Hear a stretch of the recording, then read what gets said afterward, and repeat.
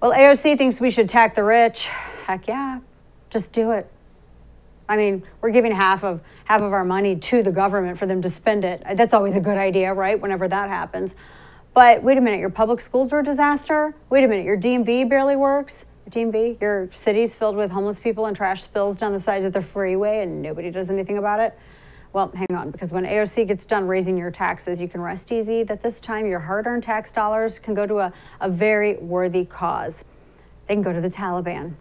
I'm actually being completely serious. So check out this press release from the Office of Press Relations. It says, today the United States announced nearly $64 million in additional humanitarian, that's the asterisk word there, assistance for the people of Afghanistan. This funding from the U.S. Agency for International Development, USAID, and the U.S. Department of State will flow through independent organizations such as the UN, which is totally not at all corrupt, and NGOs, and provide life-saving support, I'm sure, directly to Afghans facing the compounding effects of insecurity. Gosh, this is the longest damn press release ever in the history of life.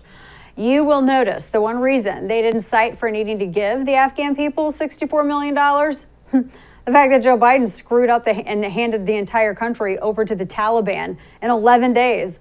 It seems like a pretty good reason the Afghan people are in need of foreign aid. If you had told someone 20 years ago that after 9/11, that the way this conflict would end, it would cost $1 trillion, thousands of lives, and then we would just hand it all right back to the Taliban, along with a gift card good for $64 million, funded by American taxpayers, nobody would have believed it.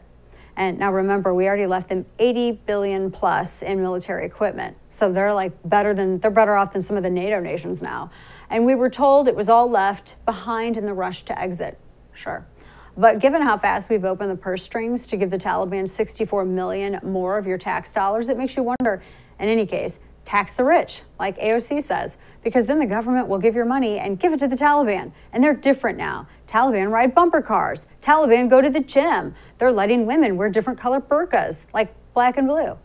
Bruises colors, at least when they're not hitting women. And you know what? They're inclusive. I mean, sure, there's not one single woman in their new government so far, but give it time. Just give them $64 million tax dollars for the Americans that they won't let leave Kabul, which we would call hostages, and they'll change. And we would call that $64 million ransom. Actually, that $64 million, that's going to the Taliban. It's not going to go to the Afghan people. Do you really believe that the Taliban are going to distribute it to the Afghan people? They're probably going to invest it in their opium business that helps make things like heroin that end up back in America. Because as much as selling opium violates their religion, they just never seem to get around to stopping that opium from being harvested and sold. And that's why they have killing season. Stopping women from showing their faces, they most definitely get around to that. And rest easy, knowing your $64 million in tax dollars, that'll help the Taliban do it. I'm sure that'll help make you sleep at night. Tax the rich indeed, AOC, and give it to the Taliban. You can't make this stuff up.